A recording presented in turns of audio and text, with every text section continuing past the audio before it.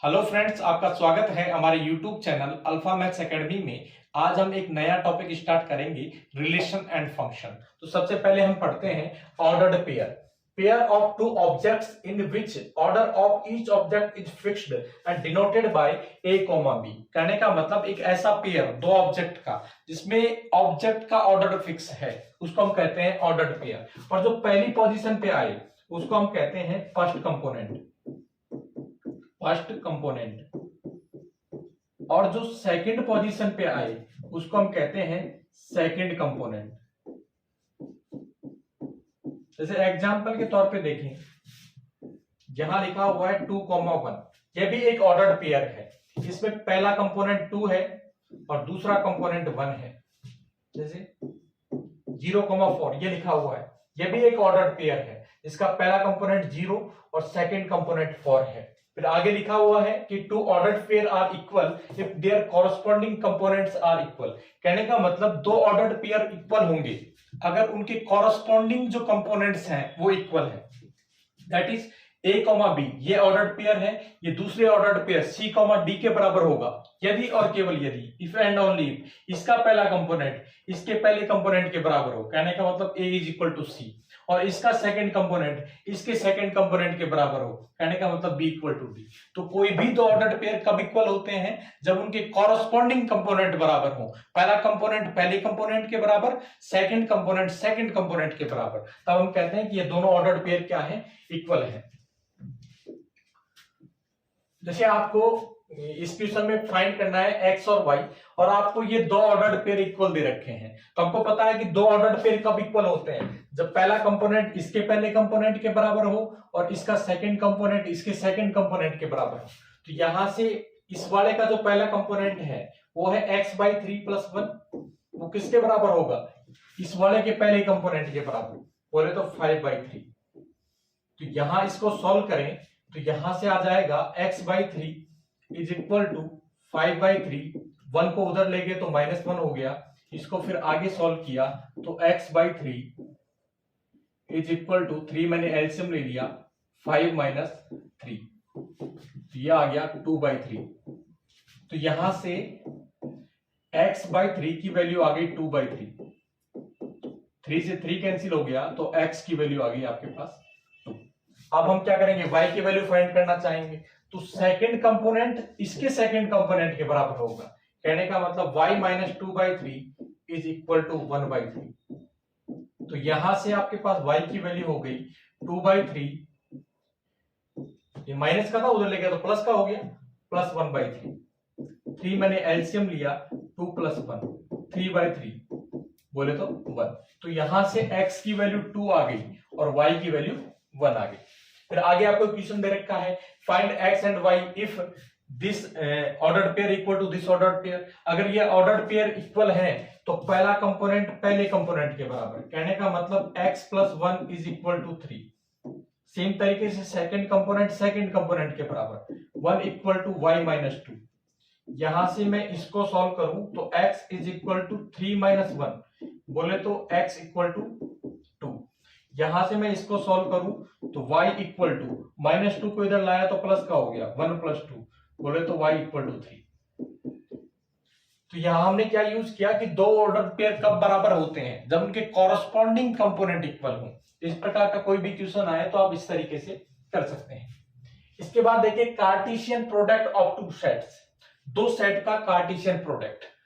Late A and B are two sets, then their Cartesian product is denoted by a cross b और defined by this. और इसको हम define करते हैं इससे। इसके अंदर आते हैं ऑर्डर्ड पेयर, जिनमें पहला कंपोनेंट हम लेते हैं सेट ए के अंदर से और दूसरा कंपोनेंट लेते हैं हम सेट बी के अंदर से। ध्यान रखना, a क्रॉस b, इसको पढ़ते क्या है? a cross b। और होता क्या है?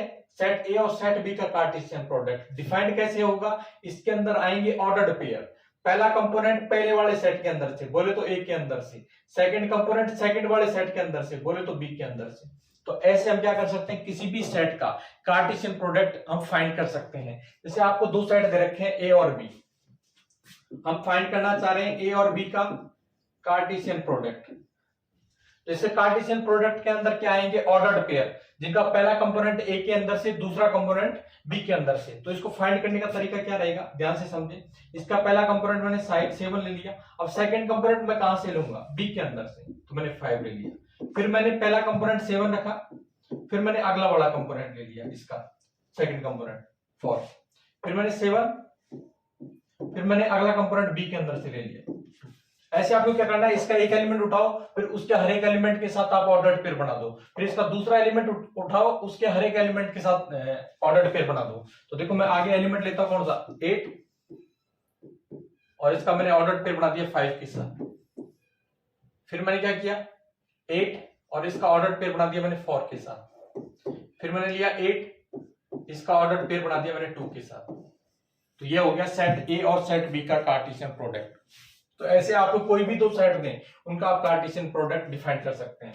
अब सेम तरीके से अगर मैं बी और ए का कार्टेशियन प्रोडक्ट फाइंड करूं तो वो कैसे फाइंड होगा। अब यहां भी आएंगे ऑर्डर्ड पेयर, जिनका पहला कंपोनेंट में बी के अंदर से और दूसरा कंपोनेंट में ए के अंदर से लूंगा। तो पहला कंपोनेंट मैंने 5 ले लिया, दूसरा कंपोनेंट में कहां से लूंगा, ए के अंदर से 5,7। फिर मैंने इसका पहला कंपोनेंट 5 ही रखा, फिर मैंने अगला कंपोनेंट फिर मैंने कहां से लिया, यहां से ए के अंदर से अगला कंपोनेंट ले लिया 8। अब मैं इसका दूसरा एलिमेंट लूंगा 4, फिर मैं क्या करूंगा, इसका पहला एलिमेंट, यहां पहला एलिमेंट लूंगा, तो एक ऑर्डर पेयर बन गया 4,7। फिर मैंने 4 रखा और इसका मैंने अगला एलिमेंट ले लिया, ठीक है। फिर मैंने क्या किया, अब 4 का काम पूरा हो गया कि 4 यहां से लिया, तो यहां 2 ही एलिमेंट है, तो 2 ऑर्डर पेयर बन गए। अब मैं 2 के लिए ऑर्डर पेयर बनाऊंगा 2। फिर मैंने इसका पहला एलिमेंट लिया तो 7 हो गया, ठीक है। फिर मैंने 2 और उसका सेकंड एलिमेंट लिया तो 8 हो गया। तो इस तरीके से आप क्या कर सकते हैं, बी क्रॉस ए डिफाइन कर सकते हैं। तो जब भी ध्यान रखो, अगर ए क्रॉस बी डिफाइन कर रहे हैं तो आएंगे ऑर्डर्ड पेयर, जिनका पहला कंपोनेंट मैं सेट ए के अंदर से लूंगा और सेकंड कंपोनेंट में सेट बी के अंदर से लूंगा। और बी क्रॉस ए की बात करें तो इसके अंदर भी ऑर्डर्ड पेयर आएंगे, लेकिन इनका पहला कंपोनेंट मैं बी के अंदर से लूंगा और सेकंड कंपोनेंट ए के अंदर से लूंगा। अब ध्यान से देखें तो ए क्रॉस बी और बी क्रॉस ए इक्वल नहीं है। इक्वल इसलिए नहीं है क्योंकि इसके अंदर एलिमेंट आ रहा है 7 5 और इसके अंदर एलिमेंट आ रहा है 5 7। और हमने कहा था कि ऑर्डर्ड पेयर बराबर हैं, तो कब बराबर होते हैं, जब उनके कॉरस्पॉन्डिंग कंपोनेंट बराबर हो। कहने का मतलब A इक्वल टू सी और B इक्वल टू डी। तो ये दोनों ऑर्डर्ड पेयर इक्वल नहीं है, क्योंकि देखो इसका पहला कंपोनेंट 7 है, इसका पहला कंपोनेंट 5 है, तो ये दोनों इक्वल नहीं है। इसका मतलब ये ऑर्डर्ड पेयर इक्वल नहीं है। इसका मतलब A क्रॉस B और B क्रॉस A भी क्या नहीं है, बराबर नहीं है। तो इन जनरल में आप ध्यान रखना कि A क्रॉस B और B क्रॉस A बराबर नहीं होते। ये दोनों एक ही कंडीशन में बराबर होंगे, A cross B equal to B cross A, एक ही कंडीशन में बराबर होंगे इफ एंड ओनली इफ, जब A और B बराबर हो जाए। क्योंकि अगर A और B बराबर हो गए तो A क्रॉस A, तो यहां मैं B की जगह फिर क्या लिख दूंगा, A बराबर, फिर A और B बराबर है तो B की जगह मैं क्या लिख दूंगा, A क्रॉस A। ये तो होता ही है, दोनों देखो A क्रॉस A, कोई डिफरेंस ही नहीं है। तो ध्यान रखना A क्रॉस B और B cross A in general equal नहीं होते, एक ही कंडीशन में इक्वल होंगे A क्रॉस B और B क्रॉस A, जब A और B क्या हो, बराबर हो, ठीक है। इसके बाद आपको दे रखे हैं कुछ सेट्स और इनका कार्टेशियन प्रोडक्ट आपको फाइंड करना है। Find the Cartesian product of following set. तो हम फाइंड कर रहे हैं A क्रॉस B। तो A क्रॉस B फाइंड करने का तरीका क्या है, इसके अंदर आएंगे ऑर्डर्ड पेयर, पहला कंपोनेंट सेट A के अंदर से, दूसरा कंपोनेंट सेट B के अंदर से। तो पहला कंपोनेंट मैं A लेता हूं और दूसरा कंपोनेंट सेट B के अंदर से 2, फिर मैंने A रखा और फिर अगला कंपोनेंट मैंने 6 ले लिया। क्या करना है आपको, इसका एक एलिमेंट उठाओ और उसके एलिमेंट ले लेके आप ऑर्डर्ड पेयर बनाओ। तो A के साथ मैंने 2 लिया, फिर A के साथ 6 लिया, फिर A के साथ मैंने 8 लिया, A के साथ मैंने 9 लिया। A का काम खत्म। अब मैं B पे आ रहा हूं, B, फिर मैंने इसका पहला एलिमेंट लिया B, फिर मैंने इसका एलिमेंट अगला एलिमेंट लिया, फिर B, फिर मैंने इसका अगला एलिमेंट लिया, फिर B, फिर मैंने इसका अगला एलिमेंट लिया। तो ये क्या हो गया आपके पास, A क्रॉस B। तो A क्रॉस B कैसे डिफाइन करेंगे, A क्रॉस B के अंदर आएंगे ऑर्डर्ड पेयर, जिनका पहला कंपोनेंट मैं सेट A के अंदर से लूंगा और दूसरा कंपोनेंट सेट B के अंदर से लूंगा। सेम तरीके से अगर मैं B क्रॉस A डिफाइन करना चाहूं तो इसके अंदर भी क्या आएंगे, ऑर्डर्ड पेयर, लेकिन इनका पहला कंपोनेंट मैं सेट B के अंदर से लूंगा और सेकंड कंपोनेंट सेट A के अंदर से लूंगा। तो पहला कंपोनेंट मैं कहां से लूंगा, B के अंदर से 2, बाकी इसके दोनों एलिमेंट के साथ इनके ऑर्डर्ड पेयर बना दूंगा, 2A 2B। अब 2 का काम खत्म, क्योंकि 2 लिया और इसके अंदर 2 ही एलिमेंट थे तो 2 ही ऑर्डर्ड पेयर बनेंगे।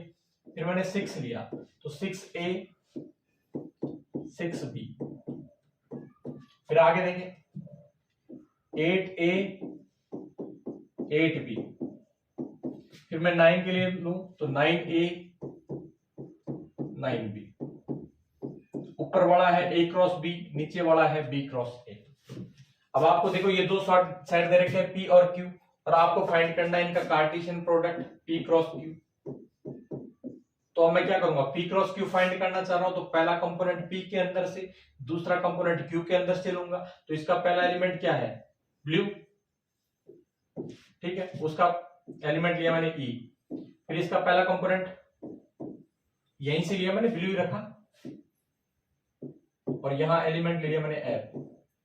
यही तो करते हैं कि इसका एक एलिमेंट लूंगा, उसके जितने भी एलिमेंट है उनके साथ मैं ऑर्डर्ड पेयर बना दूंगा। फिर मैं इसका अगला एलिमेंट लूंगा, उसके जितने भी एलिमेंट है उनके साथ ऑर्डर्ड पेयर बना दूंगा। फिर इसका तीसरा एलिमेंट लूंगा, उसके जितने भी एलिमेंट है उनके साथ ऑर्डर्ड पेयर बना दूंगा। तो अब मैं अगले वाला एलिमेंट लेता हूं रेड, कॉमा अगला कंपोनेंट मैं यहां से लूंगा, फिर रेड अगला कंपोनेंट फिर मैं यहां से लूंगा, फिर मैं आ गया ग्रीन पे, तो ये हो गया ग्रीन, और अगला कंपोनेंट फिर मैंने इसके अंदर से लिया तो ई, कॉमा फिर आ गया आपके पास ग्रीन, और अगला कंपोनेंट मैंने यहां से लिया। तो इस तरीके से आप क्या कर सकते हैं, P क्रॉस Q डिफाइन कर सकते हैं। ध्यान रखना, अगर आपको दो सेट A और B का कार्टेशियन प्रोडक्ट फाइंड करना है तो A क्रॉस B के अंदर आते हैं ऑर्डर्ड पेयर, जिनका पहला कंपोनेंट सेट A के अंदर से और दूसरा कंपोनेंट सेट B के अंदर से लेते हैं। आगे देखो नोट लिखे हुए हैं, in general A cross B not equal to B cross A। हमने देखा भी कि A क्रॉस B जनरल में, इन जनरल केस में A cross B cross A के बराबर नहीं होता। एक ही केस में बराबर होगा, A cross B equal to B cross A, एक ही केस में बराबर होगा, इफ एंड ओनली इफ, जब A और B क्या हो जाए, बराबर हो जाए, अदरवाइज ये कभी भी इक्वल नहीं होंगे। ठीक है, आगे लिखा हुआ है कि number of element in A cross B equal to number of element in A into number of element in B। कहने का मतलब अगर आपको दो सेट दे रखे हैं A और B, तो A क्रॉस B उनके कार्टेशियन प्रोडक्ट के अंदर कितने एलिमेंट आएंगे उसको आप इस फॉर्मूले से निकाल सकते हैं। जैसे जहां इस एग्जांपल में देखूं तो A के अंदर कितने एलिमेंट आ रहे हैं 2, B के अंदर कितने एलिमेंट आ रहे हैं 4, तो A क्रॉस B इनके कार्टेशियन प्रोडक्ट के अंदर कितने एलिमेंट आएंगे, number of element in A into number of element in B। तो इसके अंदर एलिमेंट आ जाएंगे 2 इंटू 4, बोले तो 8। आप काउंट भी कर सकते हो, देखो इसके अंदर एलिमेंट आ रहे हैं, देखो 1 2 3 4 5 6 7 8।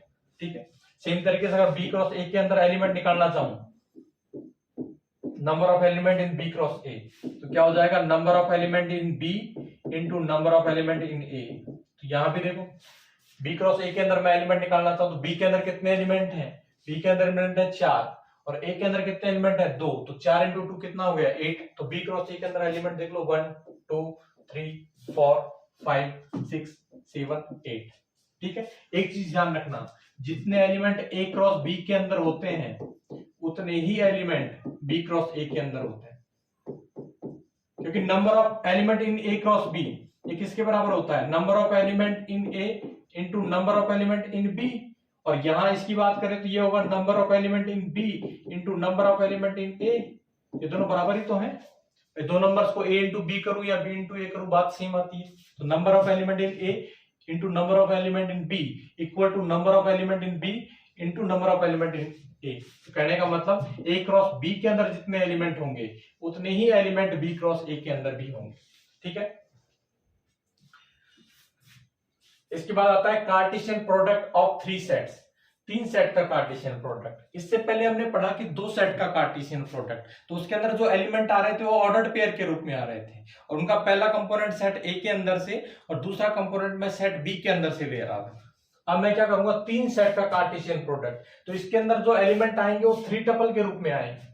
पहला जो कंपोनेंट वो मैं पहले सेट से लूंगा, सेकंड कंपोनेंट मैं सेकंड सेट से लूंगा, और थर्ड कंपोनेंट मैं थर्ड सेट से लूंगा। तो इस प्रकार आप क्या कर सकते हैं, 3 सेट का कार्टेशियन प्रोडक्ट डिफाइन कर सकते हैं। बात करें number of element in A cross B cross C, तो इसका फॉर्मूला होता है number of element in A into number of element into B into number of element in C। जैसे मान लो सपोज करो एक सेट है A जिसके अंदर आपको दे रखे हैं 2 एलिमेंट, एक सेट B है जिसके अंदर एलिमेंट दे रखे हैं 3, और एक सेट है सी जिसके अंदर एलिमेंट दे रखे हैं आपको 5, और आपसे पूछ ले कि number of element in A cross B cross C, तो आप क्या कहेंगे, number of element in A into number of element in B into number of element in C. Number of element in A कितना है 2, number of element in B कितना है 3, number of element in C कितना है 5, तो इनको multiply किया तो कितना हो गया 30। तो इस प्रकार आप क्या कर सकते हैं, अगर number of elements in set पता है तो उनके कार्टेशियन प्रोडक्ट के अंदर कितने एलिमेंट होंगे उसे आप इस फॉर्मूले से निकाल सकते हैं। ठीक है, अब हम पढ़ेंगे relation. Let A and B are two non empty sets. A और बी दो नॉन एम्प्टी सेट हैं। नॉन एम्प्टी का मतलब दोनों के अंदर कम से कम एक एलिमेंट तो आ रहा है। Then every subset of A cross B is a relation from set A to set B। कहने का मतलब अगर आपको दो सेट दे रखे हैं A और B, तब A क्रॉस B का प्रत्येक सबसेट, A क्रॉस B का प्रत्येक सबसेट सेट A से सेट B में एक रिलेशन कहलाता है। इसको हम इस एग्जांपल से समझते हैं। देखो,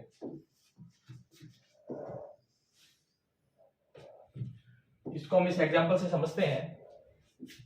इस एग्जांपल में कह रखा है कि सेट ए आपको दे रखा है, इसके अंदर एलिमेंट आ रहे हैं 1 2 3 4, और ये सेट बी दे रखा है, इसके अंदर एलिमेंट आ रहे हैं 6 8 9।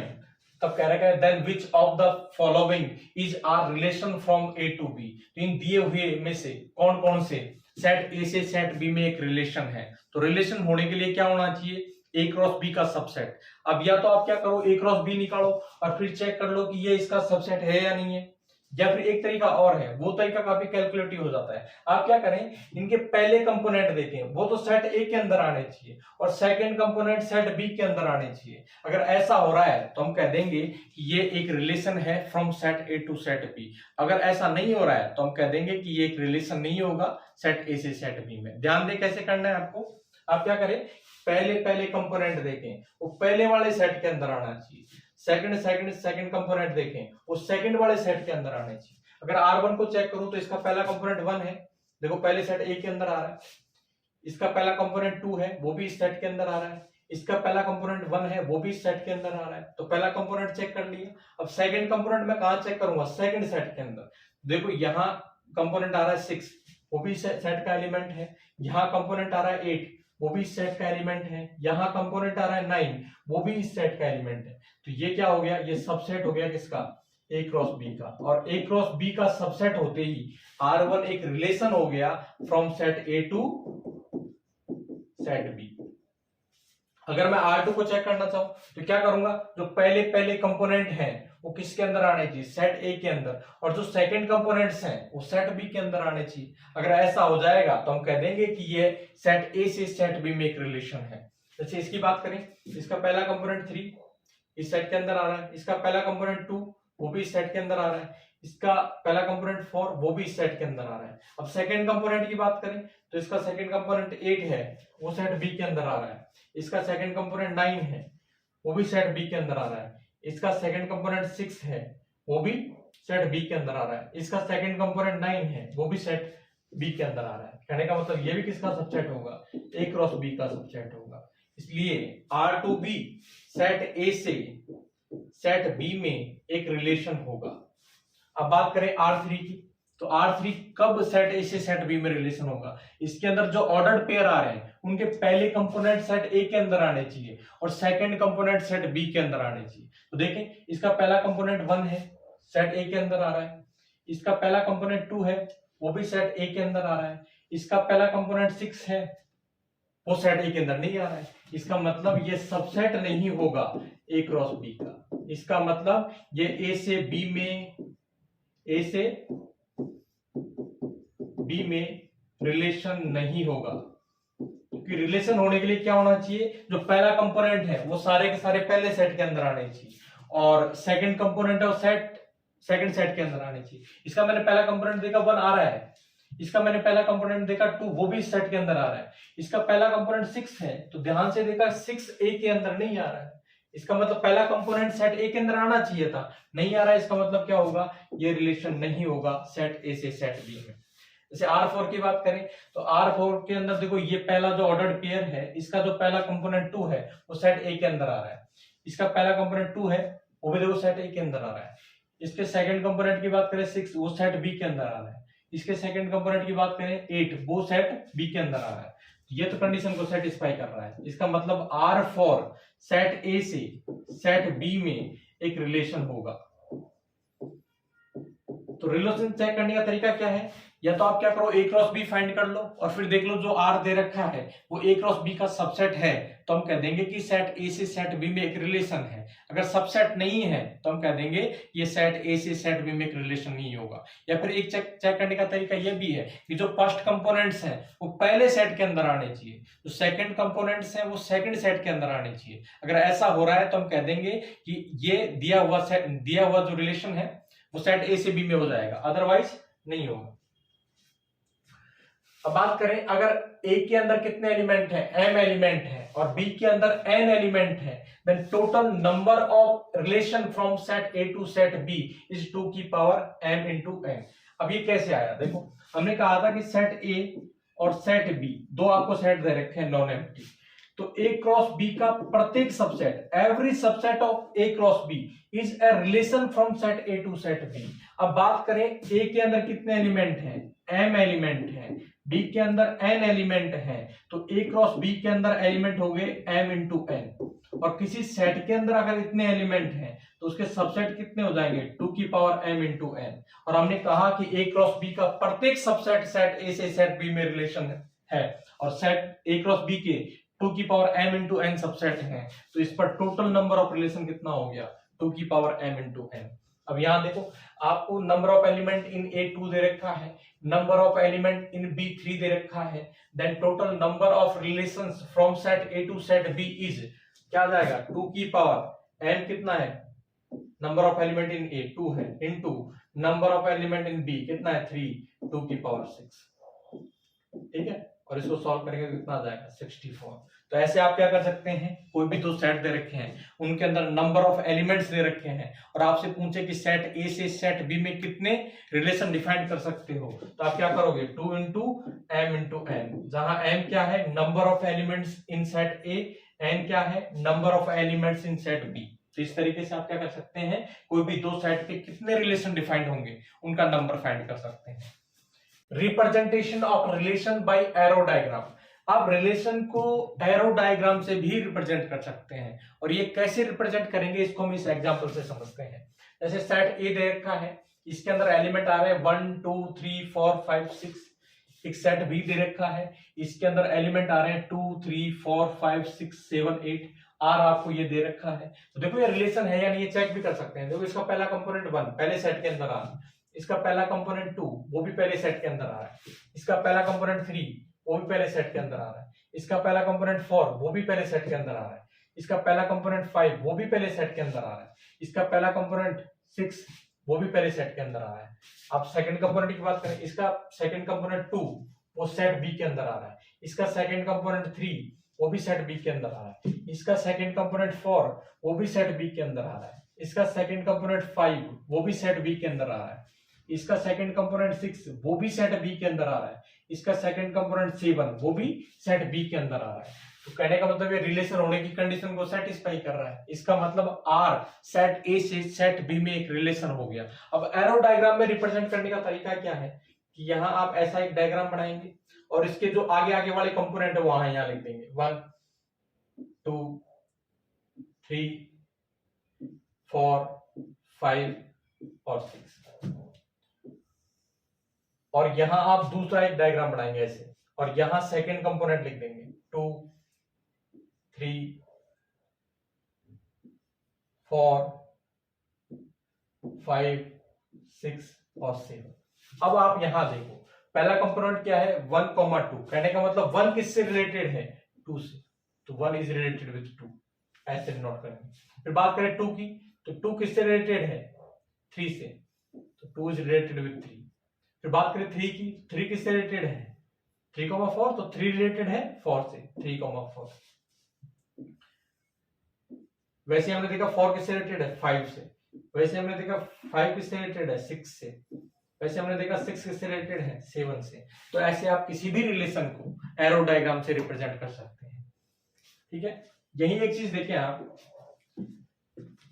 सपोज करो a, b ये रिलेशन आर के अंदर आ रहा है, इसको हम पढ़ते हैं A is related with B. क्या पढ़ते हैं इसको? A comma B belongs to R. इसका मतलब है A is related with B, A is related with B, और इसको रिप्रेजेंट ऐसे करते हैं A is related with B.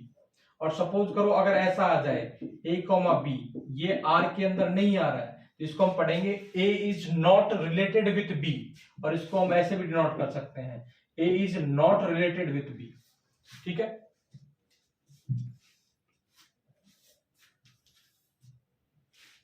आपको एक सेट दे रखा है ए, इसके अंदर एलिमेंट आ रहे हैं 1 से लेके 14 तक, और आपको एक रिलेशन दे रखा है x, y, और ये जो कंपोनेंट्स हैं वो इस कंडीशन को सेटिस्फाई कर रहे हैं 3x माइनस y बराबर 0, where x, y belongs to a, be a relation from set a to set b। अब तक हम देखो क्या पढ़ रहे हैं कि a क्रॉस b का प्रत्येक सबसेट सेट a से सेट b में एक रिलेशन होता है, और सपोज करो अगर a बराबर b हो जाए तो हमारे पास क्या बनेगा a क्रॉस a। तो a क्रॉस a का प्रत्येक सबसेट सेट a से सेट a में एक रिलेशन हो जाएगा। यहां पे हमको क्या दे रखा है, a और b की जगह, दोनों की जगह एक ही सेट दे रखा है, तो ये जो रिलेशन है वो सेट a से सेट a पे डिफाइंड है। अब देखो आगे पढ़ते हैं सॉल्यूशन को। आपको सेट दे रखा है जिसके अंदर 1 से लेकर 14 तक एलिमेंट आ रहे हैं, आर रिलेशन आर आपको ऐसे डिफाइन कर रखा है x, y such that 3x minus y equal to 0, और x और y दोनों कहां से आ रहे हैं, y के अंदर से आ रहे हैं। Be a relation from set a to set a, then represent r in roster form. अगर मैं r को ध्यान से देखूं तो ये रूल फॉर्म में लिखा हुआ है, कहने का मतलब जो सेट के एलिमेंट जिस प्रॉपर्टी को सेटिस्फाई कर रहे हैं उसको डिस्क्राइब कर रखा है। अब आपको इसको किस में रिप्रेजेंट करना है, रोस्टर फॉर्म में, और रोस्टर फॉर्म में रिप्रेजेंट करने का तरीका क्या है, इसके जो एलिमेंट्स है उसको निकालेंगे और उसको कॉस्टक के अंदर बंद कर देंगे, उनकी लिस्ट बनाएंगे और कॉस्टक के अंदर बंद कर देंगे। देखो इसको हम लिखने का तरीका कैसे लिखें इस रोस्टर फॉर्म में।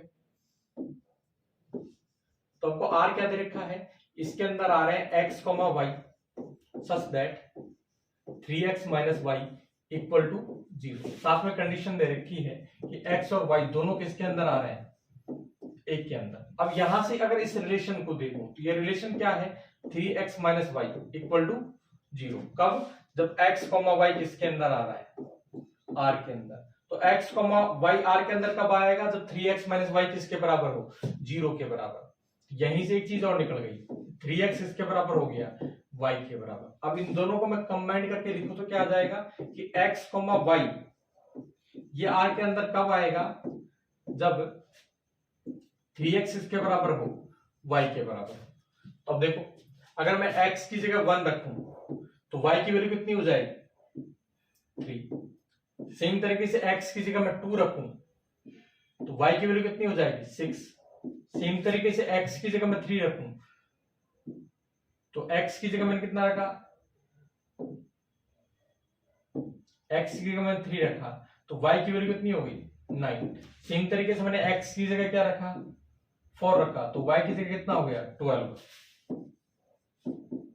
ठीक है, ऐसे मैं x की वैल्यू 1 से लेके कहां तक रखूंगा, 14 तक रखूंगा। लेकिन एक चीज है, सेट ए से ए पे रिलेशन होने के लिए क्या है, ए से ए पे रिलेशन होने के लिए क्या है कि जो पहला कंपोनेंट है वो सेट ए के अंदर आना चाहिए, और सेकंड कंपोनेंट भी कहां आना चाहिए, सेट ए के अंदर। अब मैं आगे चेक करूंगा, आगे मैं क्या करूंगा, x की जगह 5 रखूंगा, x की जगह मैंने 5 रखा तो y की वैल्यू कितनी आ गई, 15। अब इसको मैं रिलेशन के अंदर नहीं रख सकता, क्यों, क्योंकि पहला कंपोनेंट 5 वो तो ए के अंदर आ रहा है, लेकिन सेकंड कंपोनेंट 15 वो ए के अंदर नहीं आ रहा है। जबकि आर हमको दे क्या रखा है कि सेट ए से सेट ए में एक रिलेशन, कहने का मतलब इसके अंदर जो ऑर्डर्ड पेयर आएंगे उनका पहला कंपोनेंट भी ए के अंदर और सेकंड कंपोनेंट भी किसके अंदर आना चाहिए, ए के अंदर। तो 4 तक हमने देखा, 1 रखा तो 3 आ गया, 2 रखा तो 6 आ गया, 3 रखा तो 9 आ गया, 4 रखा तो 12 आ गया।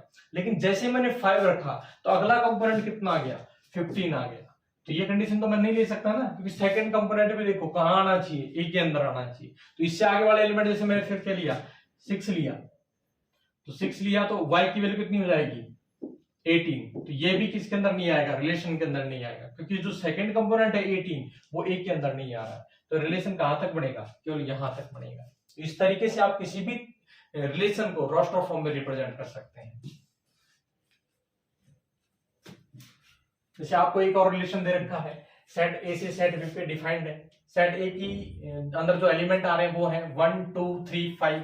सेट बी के अंदर जो एलिमेंट आ रहे हैं वो है 4 6 9। और आर सेट ए से सेट बी में एक रिलेशन है। और रिलेशन कैसे डिफाइंड है कि इसके अंदर एक ऑर्डर्ड पेयर आएगा x, y, और किस प्रकार की x माइनस वाई क्या होना चाहिए, ऑड होना चाहिए। और पहला कंपोनेंट सेट ए के अंदर और सेकंड कंपोनेंट सेट बी के अंदर आना चाहिए। तो अब इसको हम रोस्टर फॉर्म में लिखें तो देखो आर की बात करें तो आर हमारे पास कैसे डिफाइन कर रखा है, x, y such that x minus y क्या होना चाहिए, ऑड। और पहला कंपोनेंट हम कहां से लेंगे, पहले वाले सेट के अंदर से। पहला सेट ए है और सेकंड कंपोनेंट हम कहां से लेंगे, सेट बी के अंदर से, क्योंकि रिलेशन कहां से कहां में डिफाइंड है, ए से बी में। तो पहला सेट क्या है, ए, और दूसरा सेट क्या है, बी। तो पहला कंपोनेंट मैं कहां से लूंगा, ए के अंदर से, दूसरा कंपोनेंट मैं कहां से लूंगा, सेट बी के अंदर से। अब इसको हम निकालें तो x माइनस वाई क्या होना चाहिए, ऑड। तो 1 की बात करूं तो 1 माइनस 4 कितना आ गया, -3। -3 तो ऑड है ना, इसका मतलब 1 और 4 का डिफरेंस कितना आ रहा है, ऑड आ रहा है। तो 1,4 कितना, 1,4 ये कहां आएगा, रिलेशन आर के अंदर आएगा, रिलेशन आर के अंदर आएगा। तो आप कैसे लिखेंगे, देखो सिंस 1 किसके अंदर है, ए के अंदर है, और 4 किसके अंदर है, बी के अंदर है, एंड इन दोनों का जो डिफरेंस है 1 माइनस 4 वो कितना है, -3 इज ऑड। और हम यहाँ देखो रिलेशन की बात करें तो इसके अंदर आएगा ऑर्डर्ड पेयर। अगर x माइनस वाई क्या होना चाहिए, ऑड होना चाहिए। पहला कंपोनेंट ए के अंदर और सेकंड कंपोनेंट सेट बी के अंदर। देखो पहला जो कंपोनेंट 1 है वो ए के अंदर आ रहा है, दूसरा 4 है वो बी के अंदर आ रहा है, और दोनों का डिफरेंस -3 वो ऑड है। इसका मतलब क्या हुआ कि 1,4 किसके अंदर आएगा, रिलेशन आर के अंदर आएगा। 1,4 रिलेशन आर के अंदर आ गया। फिर मैं 1 यहां तो मैंने 1 रखा, फिर आगे वाला कंपोनेंट मैंने कितना लिया, 6 लिया। तो देखो 1 तो किसके अंदर है, ए के अंदर, और 6 किसके अंदर है, बी के अंदर। और दोनों के डिफरेंस की बात करूं तो कितना आ रहा है, -5। ये भी कितना है, ऑड है। कहने का मतलब 1,6 ये भी कहां आएगा, आर के अंदर आएगा। ऐसे आप आगे करें, आगे करें 1 और मैं 9 की बात करूं, देखो 1 कहां है, सेट ए के अंदर, 9 कहां है, सेट बी के अंदर। दोनों के अगर डिफरेंस की बात करूं तो 1 माइनस 9 कितना आ गया, -8। ये तो इवन है ना, इवन है, इसका मतलब 1,9 ये आर के अंदर नहीं आएगा। आने के लिए क्या होना चाहिए था, दोनों का डिफरेंस क्या होना चाहिए था, ऑड होना चाहिए था। यहां देखा कि दोनों का डिफरेंस इवन आ रहा है, इसका मतलब 1,9 आर के अंदर नहीं आएगा। अब 1 का तो काम खत्म हो गया, 1 को मैंने सारे इसके बी के सारे एलिमेंट के साथ चेक कर लिया। अब मैं 2 की बात करूं तो 2 ए के अंदर है और 4 बी के अंदर है, और दोनों के डिफरेंस की बात करें तो कितना आ गया, -2। ये तो इवन है, इसका मतलब 2,4 ये भी रिलेशन के अंदर नहीं आएगा। अब बात करें 2 को मैं आगे वाले एलिमेंट के साथ चेक करूं, 2 किसके अंदर, ए के अंदर, और 6 किसके अंदर है, बी के अंदर है। दोनों के डिफरेंस की बात करूं तो 2 - 6 कितना हो गया, -4।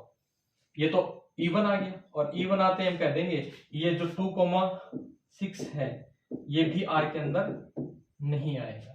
अब मैं यहां से 2 रखा, फिर आगे वाला एलिमेंट लिया 9, तो आगे वाला एलिमेंट लिया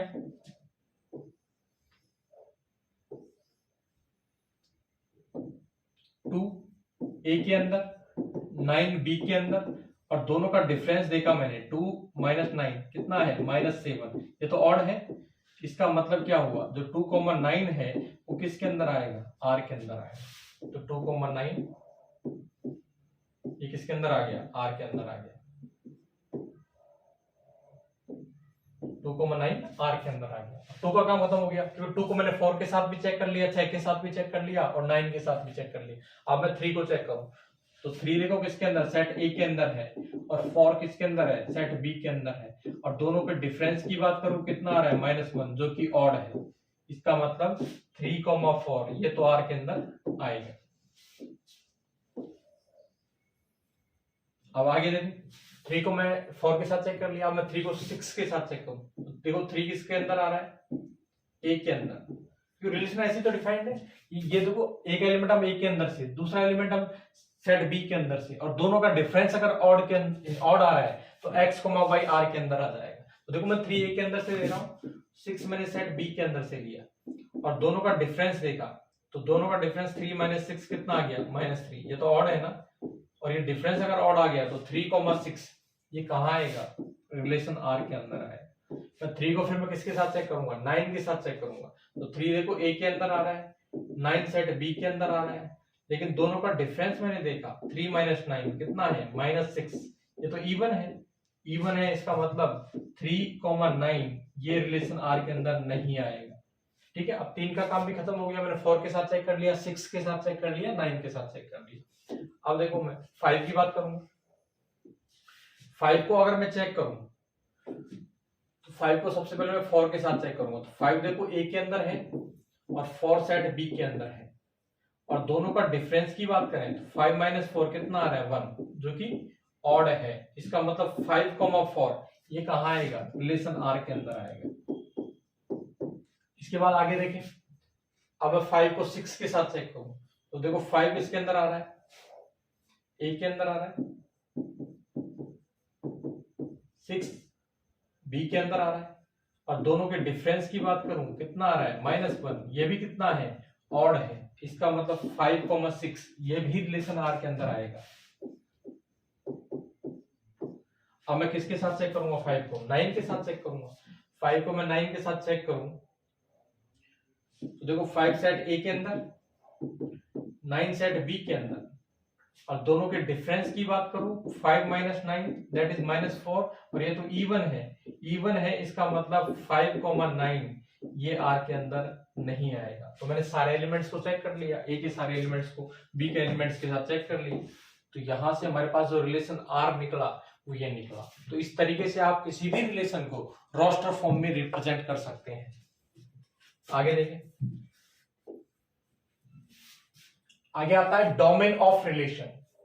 डोमेन ऑफ रिलेशन देखो क्या होता है, R be a relation from set A to set B, then the collection of first components of ordered pair in R is called domain of R. कहने का मतलब कोई भी आपको रिलेशन दे रखा है सेट ए से सेट बी में, तो उस रिलेशन के अंदर जो ऑर्डर्ड पेयर्स आ रहे हैं उनके जो पहले पहले कंपोनेंट हैं उनका जो कलेक्शन होगा उसको हम कहेंगे डोमेन। और बात करें रेंज की, तो रेंज में क्या होगा, आर आपको एक रिलेशन दे रखा है from set A to set B, then the collection of second components of ordered pair in R is called range.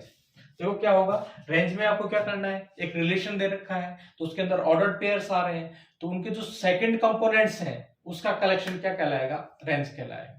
जबकि डोमेन की बात करें तो ऑर्डर्ड पेयर्स के जो पहले कंपोनेंट्स हैं उसका कलेक्शन कहलाता है आपके डोमेन, और जो सेकंड कंपोनेंट्स हैं उसका जो कलेक्शन है वो कहलाता है रेंज। आगे देखें, आपको एक रिलेशन दे रखा है सेट ए से सेट ए में, इसके डोमेन और रेंज फाइंड करने हैं। जब भी किसी भी रिलेशन की रेंज और डोमेन फाइंड करें तो सबसे पहले उस रिलेशन को रोस्टर फॉर्म में लिखें। तो इस रिलेशन को हम रोस्टर फॉर्म में लिखते हैं आर बराबर। तो रिलेशन को ध्यान से देखें तो रिलेशन कैसे डिफाइंड है, पहला कंपोनेंट x, अगला कंपोनेंट आएगा x + 5, और x की वैल्यू मैं कहां से लूंगा, a से लूंगा। अगर ये a से a में एक रिलेशन है तो पहला कंपोनेंट भी a के अंदर आना चाहिए और दूसरा कंपोनेंट भी a के अंदर आना चाहिए। सबसे पहले मैं x की वैल्यू 0 रखता हूं, तो 0 + 5 कितना हो गया, 5 तो आ रहा है इसके अंदर, तो 0,5। फिर मैं क्या करूंगा, x की वैल्यू 1 रखूंगा, x की वैल्यू 1 रखी तो ये 1 + 5 6, और 6 देखो इसके अंदर आ रहा है, तो कहने का मतलब 1,6 रिलेशन के अंदर आए। फिर मैं क्या करूंगा, x की वैल्यू 2 रखूंगा, x की वैल्यू 2 रखी तो 2 + 5 कितना हो गया, 7, और 7 किसके अंदर आ रहा है, a के अंदर आ रहा है, तो ये भी किसके अंदर आएगा, रिलेशन के अंदर आएगा। क्योंकि रिलेशन a से a में है ना, तो पहला कंपोनेंट भी a के अंदर होना चाहिए और दूसरा कंपोनेंट भी a के अंदर होना चाहिए। अब जैसे ही मैं a की वैल्यू 3 रखता हूं तो यह 3 + 5 कितना हो गया, 8। अब ये देखो जो सेकंड कंपोनेंट है वो a के अंदर नहीं आ रहा है, जबकि रिलेशन a से a में है तो पहला कंपोनेंट भी a के अंदर आना चाहिए था और दूसरा कंपोनेंट भी a के अंदर आना चाहिए था। और दूसरा कंपोनेंट अगर a के अंदर नहीं आ रहा, इसका मतलब ये रिलेशन के अंदर भी नहीं आएगा। सेम तरीके से अगर 4 के लिए रखें तो 4 + 5 9, तो 9 किसके अंदर नहीं आएगा, a के अंदर नहीं आएगा, तो आगे कोई भी एलिमेंट रिलेशन के अंदर नहीं आएगा। तो हमारे पास जो रिलेशन है वो ये हो गया। अब हम डोमेन निकालें, तो डोमेन क्या होगा, जो जो पहले कंपोनेंट्स हैं उसका कलेक्शन। तो इसके पहले कंपोनेंट्स क्या है, एक तो 0 है, एक 1 है, एक 2 है, ठीक है। इसके बाद बात करें रेंज की, तो रेंज क्या होता है, जो सेकंड कंपोनेंट्स हैं उसका कलेक्शन। सेकंड कंपोनेंट क्या आ रहा है, 5 आ रहा है, 6 आ रहा है और 7 आ रहा है। ठीक है, तो ऐसे आप किसी भी रिलेशन की रेंज और डोमेन फाइंड कर सकते हैं। तो आज के लिए इतना ही, बाकी पढ़ते हैं नेक्स्ट लेक्चर में। Thank you very much.